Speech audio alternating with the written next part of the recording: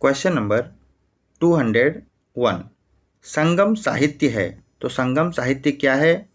तो यह है प्रारंभिक तमिल साहित्यों ने प्राचीन दक्षिणी भारत के इतिहास को उत्तरदायी ठहराया है, उसी को बोलते हैं संगम साहित्य। क्वेश्चन नंबर 202 निम्नलिखित में से किस स्थान पर तीसरा संगम साहित्य सभा आयोजित की गई थी? तो यह आपका आयोजित की गई थी मदुरई में, तीसरा संगम साहित्य। क्वेश्चन नंबर 203 भारतीय उपमहाद्वीप में कृषि का सबसे पुराना साक्ष्य मिला है कहाँ से? तो आपको मिला है मेहरगढ़ से। लेकिन आज के अनुसार आपका लोहरा देव जो है वो सबसे प्राचीन है, लेकिन सबसे पहले मिला था मेहरगढ़ में ही। क्वेश्चन नंबर 204 निम्नलिखित शहरों में से कौन सा शहर दुनिया के सबसे पुराने जीवित शहरों में से एक माना जाता है? तो ये आपका हो जाएगा वाराणसी। क्वेश्चन नंबर 205 प्रागैतिहास का अर्थ है? तो ये आपका है जिस काल का लिखित साक्ष्य नहीं मिला है उसे हम लोग प्रागैतिहासिक काल कहते हैं। क्वेश्चन नंबर 206 पूरा पाषाण युग के लोग क्या थे? तो वे आपका पत्ते, वृक्ष की छाल और जानवरों की खाल पहनते थे, यानी हमारा बी। क्वेश्चन नंबर 207 आदिम मनुष्यों द्वारा प्रयोग में लाया जाने वाला पहला पशु था कुत्ता। कुत्ता जो था वो पहला पशु था। क्वेश्चन नंबर 208 अग्नि का आविष्कार किस युग में हुआ था? तो अग्नि का आविष्कार पूरा पाषाण युग में हुआ था। क्वेश्चन नंबर 209 हड़प्पा में अन्नागार बनाए गए थे। तो हड़प्पा में जो अन्नागार बनाए गए थे केवल ईंटों से बनाए गए थे। क्वेश्चन नंबर 210 सिंधु घाटी सभ्यता की सबसे महत्वपूर्ण विशेषता कौन सी थी? तो ये थी आपका नगर निर्माण योजना। क्वेश्चन नंबर 211 जुते हुए खेत से संबंधित सबसे पुराना साक्ष्य कहाँ से मिला है? तो ये आपको मिला है कालीबंगा से, जुते हुए खेत। क्वेश्चन नंबर 212 भारत में चांदी का सबसे पुराना साक्ष्य कहाँ से प्राप्त हुआ है? तो ये आपको मिला है हड़प्पा संस्कृति से, यानी हड़प्पा में। क्वेश्चन नंबर 213 सिंधु व्यापार केंद्रों और मेसोपोटामिया के बीच व्यापार के लिए प्रवेश बंदरगाह था, उसका क्या नाम था? तो बहरीन। बहरीन बंदरगाह से व्यापार होता था सिंधु सभ्यता के केंद्रों और मेसोपोटामिया के बीच। क्वेश्चन नंबर 214 दुर्ग रहित एकमात्र सिंधु शहर कौन सा था? तो चन्हुद्रो, जो कि दुर्ग रहित एकमात्र सिंधु शहर था। क्वेश्चन नंबर 215 सिंधु घाटी सभ्यता की लिपि थी, तो वह लिपि थी अपठ्य, यानी अभी तक पढ़ी नहीं जा सकी है। क्वेश्चन नंबर 216 निम्नलिखित में से क्या हड़प्पा समाज और ऋग्वैदिक समाज में सामान्य था? तो ये था महिला देवियां, यानी महिलाओं का सम्मान और उनकी पूजा की जाती थी हड़प्पा के भी समय में और ऋग्वैदिक समाज में भी। क्वेश्चन नंबर 217 प्राचीन काल में चेनाब नदी किस नाम से जानी जाती थी? तो चेनाब नदी का नाम था अस्किनी। क्वेश्चन नंबर 218 संभवतः किसने सिंधु लोगों पर शासन किया? तो व्यापारियों ने सिंधु लोगों पर शासन किया था। क्वेश्चन नंबर 219 सिंधु घाटी के समान सभ्यता कहाँ पाया गया था? तो सिंधु घाटी के समान सभ्यता मिला था आपका सुमेर, मिस्र और चीन, ये सभी तीनों जगह पे। कौन सा हड़प्पा शहर कलाकारों और कारीगरों का शहर माना गया है? तो ये आपका है चन्हुद्रो। क्वेश्चन नंबर 221 निम्नलिखित धातुओं में से कौन सा धातु सिंधु घाटी के लोगों द्वारा ज्ञात नहीं था? तो लोहा की जानकारी नहीं थी सिंधु घाटी वासियों को। मनुष्य द्वारा प्रयोग में लाया गया पहला धातु क्या था? तो तांबा। तांबा का प्रयोग मनुष्य ने सबसे पहली बार किया था। क्वेश्चन नंबर 223 निम्नलिखित में से कौन सा सिंधु घाटी के लोगों और वैदिक आर्यों के बीच सामान्य नहीं था? तो वे अंतर था आपका मातृ देवी की पूजा करना। सिंधु घाटी के लोग मातृ देवी की पूजा करते थे और वैदिक जो आर्य थे वे ज़्यादातर पितृ यानी पितृ समृद्धि से संबंधित थे। सिंधु घाटी सभ्यता मातृ सत्तात्मक थी और वैदिक आर्य सभ्यता जो था वो पितृ सत्तात्मक थी। क्वेश्चन नंबर 224, सिंधु घाटी सभ्यता के बारे में जानने के लिए इनमें से कौन सा सहायक है? तो सिंधु घाटी सभ्यता के बारे में जानने के लिए पुरातात्विक साक्ष्य सहायक हैं कि वहाँ की जो खुदाई की गई और वहाँ से जो वस्तुएं मिली उन्हीं से जानकारी मिली है सिंधु घाटी सभ्यता के बारे में।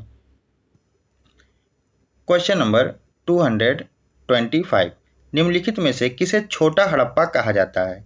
तो लोथल को छोटा हड़प्पा के नाम से जाना जाता है। क्वेश्चन नंबर 226, हल का एक मिट्टी की संरचना कहाँ पाई गई है? तो हल की एक मिट्टी की संरचना बनावाली में पाई गई है। क्वेश्चन नंबर 227, मोहनजोदड़ो का स्थानीय नाम क्या है? तो मोहनजोदड़ो का स्थानीय नाम मृतकों का टीला है। क्वेश्चन नंबर 228, वैदिक समाज के आचरण संहिता का वर्णन किसमें किया गया है? तो यह आपका स्मृति में किया गया है, वैदिक समाज के आचरण संहिता का वर्णन। क्वेश्चन नंबर 229, निम्नलिखित में से कौन उत्तर वैदिक काल की प्रतिष्ठित जनजातियों में से एक नहीं था? तो वह है आपका भरत। बाकी सब जो थे विदेह, पांचाल और कुरु वैदिक काल की प्रतिष्ठित जनजातियों में से एक थे, भरत को छोड़कर।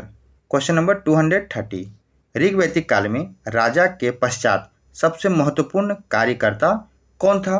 तो वे थे पुरोहित। राजा के बाद पुरोहित को ही महत्वपूर्ण दर्जा दिया गया था। वैदिक काल में लोगों द्वारा लिया जाने वाला कर को क्या कहते थे? तो उसे बलि कहा जाता था।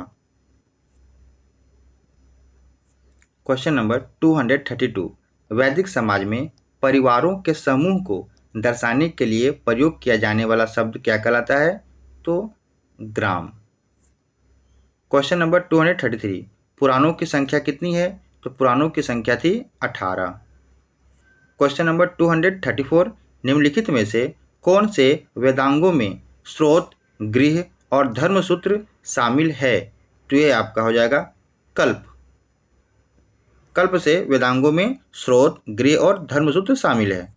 क्वेश्चन नंबर 235, निम्नलिखित में से कौन सा भारतीय दर्शन का सबसे प्राचीन विद्यालय है? तो ये आपका हो जाएगा सांख्य। सांख्य जो है बहुत ही प्राचीन भारतीय दर्शन का स्रोत है। क्वेश्चन नंबर 236, संसार ईश्वर है और ईश्वर मेरी आत्मा है, यह दर्शन किसमें निहित है? तो ये निहित है आपका उपनिषदों में। क्वेश्चन नंबर 237, उपनिषद है, उपनिषद क्या है? तो आपका हिंदू दर्शन शास्त्र का एक स्रोत है उपनिषद। क्वेश्चन नंबर 238, प्राचीन संस्कृत ग्रंथों में यवन प्रिय शब्द का वर्णन है, यह क्या दर्शाया है? तो यवन प्रिय का अर्थ हो गया आपका काली मिर्च। क्वेश्चन नंबर 239, वेदों की संख्या कितनी है? तो वेदों की संख्या 4 है। क्वेश्चन नंबर 240, वैदिक देव इंद्र किसके देवता थे? तो वैदिक देव जो इंद्र हैं वे आपका वर्षा और तूफान के देवता हैं। क्वेश्चन नंबर 241, शब्द निष्का जिसे वैदिक काल में एक आभूषण कहा जाता था, बाद में इसका प्रयोग क्या निरूपित करने के लिए किया गया? तो आपका हो जाएगा सिक्के। निष्का का उपयोग सिक्के के लिए किया गया था जो कि बाद में आभूषण कहा जाने लगा। क्वेश्चन नंबर 242, वैदिक काल में किस प्रकार के विवाह थे जिसमें दहेज के स्थान पर एक गाय और एक बैल की एक टोकरी दुल्हन की कीमत थी? तो ये आपका हो जाएगा अरसा विवाह। अरसा विवाह में एक गाय और एक बैल की टोकरी दी जाती थी। क्वेश्चन नंबर 243, प्राचीन वेद है, तो प्राचीन वेद आपका है ऋग्वेद। सबसे प्राचीन जनजातीय सभा थी, तो सबसे प्राचीन जनजातीय सभा थी विदथ। क्वेश्चन नंबर 245, ऋग्वैदिक देवता का नाम बताइए जिसे ऋतु या ब्रह्मांडीय घटनाक्रम का धारक माना जाता है। तो ये था आपका वरुण, जो कि ऋतु और ब्रह्मांडीय घटनाक्रम का धारक माना जाता है वरुण देवता को। 246 गायत्री मंत्र किसके लिए समर्पित है? तो गायत्री मंत्र सावित्री, जो कि एक सौर देवता हैं, उनको समर्पित है। ये आपका ऋग्वेद में है, ऋग्वेद के तीसरे मंडल में। क्वेश्चन नंबर 247 ऋग्वेद संहिता के मंत्रों का 1/4 किसको समर्पित है? तो ऋग्वेद संहिता के मंत्रों का 1/4 जो है वो आपका इंद्र को समर्पित है। क्वेश्चन नंबर 248 निम्नलिखित शब्दों को सुमेलित कीजिए। तो आपका हो जाएगा गृह। गृह जो है ऋग्वेद की मूल इकाई को गृह कहा गया है। ग्रामिणी, ग्रामिणी गांव का मुखिया, गांव के मुखिया ग्रामिणी कहलाता है। विष, विष आपका हो गया वंश। और द्रोह, द्रोह हो जाएगा आपका पश्चिम गंधरा पर शासन, यानी आपका आंसर हो जाएगा ए। क्वेश्चन नंबर 249 निम्नलिखित में से किस वेदांगों में श्रुता, ग्रह और धर्मसूत्र शामिल है? तो ये आपका आंसर हो जाएगा कल्प। क्वेश्चन नंबर 250 मूल रूप से किस स्कूल को सनातन धर्म कहा जाता है? तो ये आपका हो जाएगा आस्तिक विद्यालय। आस्तिक विद्यालय को सनातन धर्म कहा जाता है मूल रूप से। क्वेश्चन नंबर 251 किस प्रसिद्ध वैदिक में कहा गया है कि युद्ध पुरुषों के मस्तिष्क में शुरू होता है? तो ये आपको कहा गया है अथर्ववेद में। क्वेश्चन नंबर 252 दार्शनिक सार संसार है परंतु ईश्वर अभिव्यक्ति है और ईश्वर मेरी आत्मा है, यह किससे लिया गया है? तो ये आपको लिया गया है उपनिषद से। क्वेश्चन नंबर 253 ऋग्वेद में दास और दास्यु शब्द का अर्थ है? तो ये आपका है गैर आर्यों के बारे में कहा गया है दास और दास्यु शब्द। क्वेश्चन नंबर 254 वैदिक काल का सबसे महत्वपूर्ण शिल्पकार था?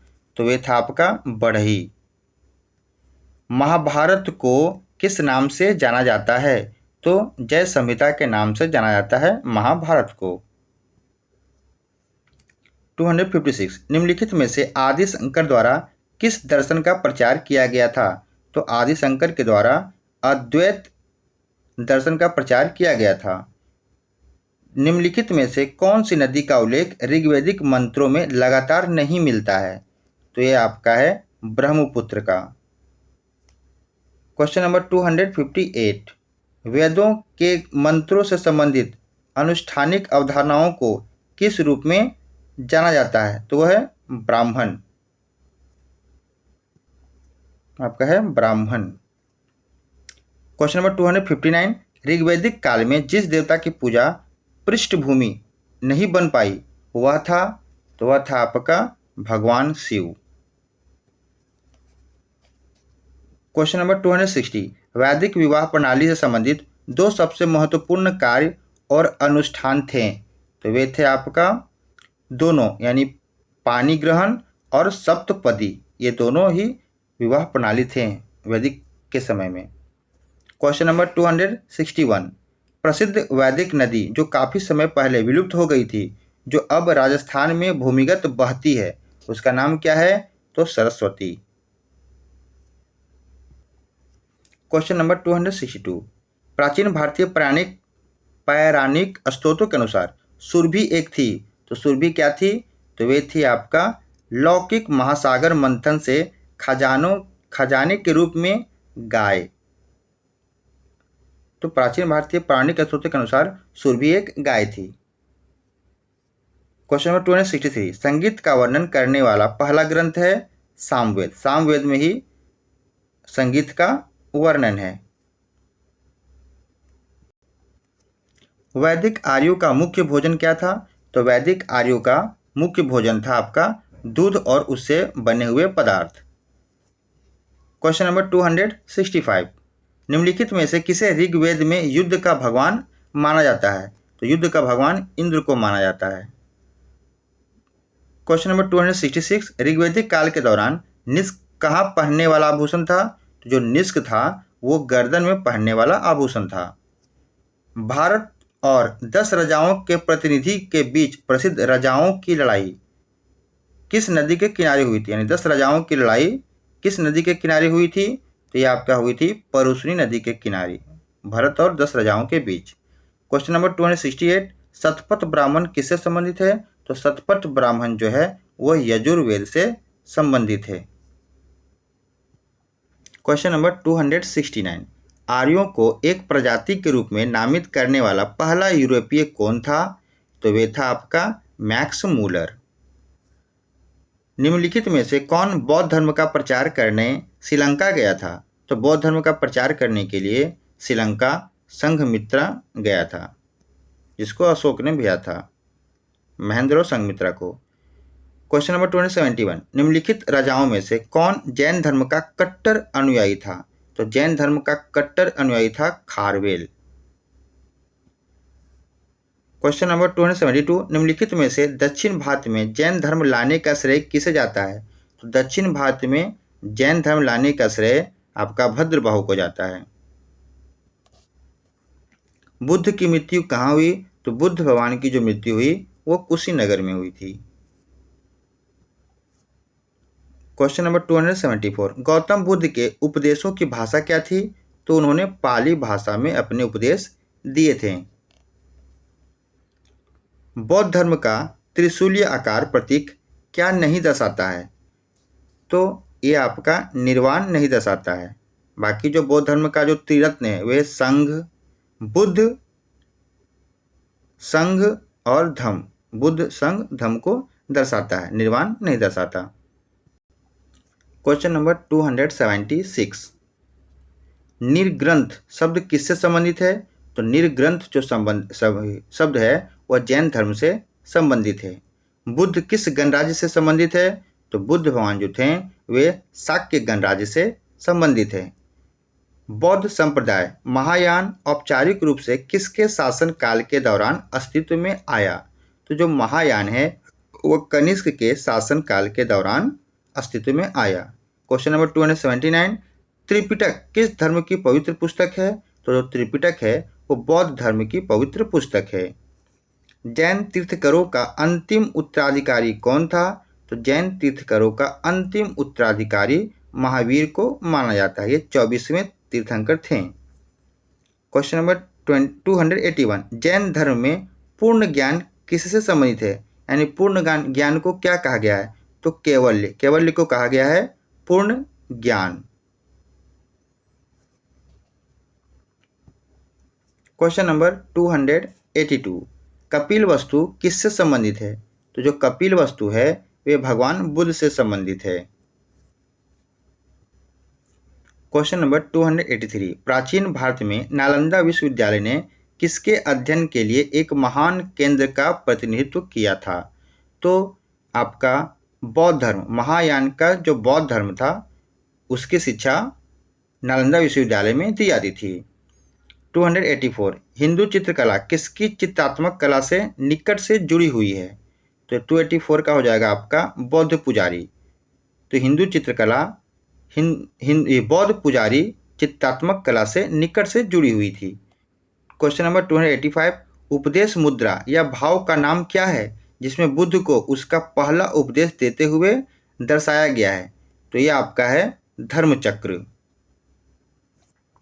286, शब्द जिन जिससे जैन धर्म का जन्म हुआ, तो जिन का क्या अर्थ है? तो यह आपका हो जाएगा इंद्रियों का विजेता। क्वेश्चन नंबर 287, बौद्ध धर्म के कैनोनिकल साहित्य का सबसे बड़ा बौद्ध समालोचक कौन था?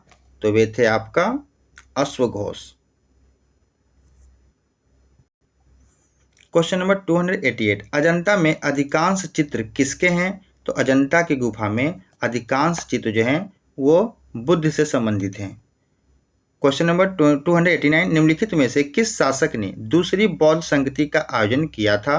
तो दूसरी बौद्ध संगति का आयोजन कालाशोक ने किया था। क्वेश्चन नंबर 290, दूसरी बौद्ध संगति का आयोजन कालाशोक के शासनकाल में हुआ था और इसकी अध्यक्षता साबा कामी ने की थी। अगला क्वेश्चन है 290। तीर्थकर शब्द किससे संबंधित है? तो तीर्थंकर शब्द जो है वो जैन धर्म से संबंधित है। जैन तीर्थंकरों का अंतिम उत्तराधिकारी कौन था? तो जैन तीर्थंकरों का अंतिम उत्तराधिकारी महावीर को माना जाता है। Question number 292। हैन सांग ने जैन धर्म को कहाँ फलता फूलता पाया? तो हैन सांग ने जैन धर्म को बिहार में फलता फूलता पाया। निम्नलिखित में से किस पीटक में आचार संहिता का उल्लेख किया गया है जिसका बौद्ध अनुयायियों द्वारा पालन किया जाता है? तो ये आपका हो जाएगा विनय पीटक में। विनय पीटक में आचार संहिता का उल्लेख किया गया है। Question number 294। निम्नलिखित में से किसे एशिया का प्रकाश कहा जाता है? तो भगवान बुद्ध को एशिया का प्रकाश कहा जाता है। किस स्थान पर गौतम बुद्ध ने अपना पहला उपदेश दिया था? तो सारनाथ में उन्होंने अपना पहला उपदेश दिया था। Question number 296। कश्मीर में चौथी बौद्ध संगति की अध्यक्षता किसने की थी? तो ये आपका हो जाएगा वसुमित्र ने की थी। ये कनिष्क के शासनकाल में हुआ था। 297। अशोक ने अपने बेटे महेंद्र को बौद्ध धर्म प्रचार के रूप में कहाँ भेजा था? तो उन्होंने भेजा था आपका 297 का हो जाएगा सिलोन, यानी श्रीलंका में भेजा था। उसमें श्रीलंका का नाम सिलोन था। 298। उस जगह का उल्लेख कीजिए जहाँ बुद्ध ने ज्ञान प्राप्त किया। तो बोध गया में बुद्ध भगवान ने ज्ञान की प्राप्ति की। 299। हाथी गुम्फा शिलालेख निम्नलिखित में से किस सम्राटों के उत्तरदायी ठहराया गया है? तो हाथी गुम्फा शिलालेख जो है वह आपका राजा खारवेल से संबंधित है, जो कि भुवनेश्वर उड़ीसा के निकट है। फिर अगला आपका क्वेश्चन हो जाएगा, चौल साम्राज्य को विभाजित किया गया था।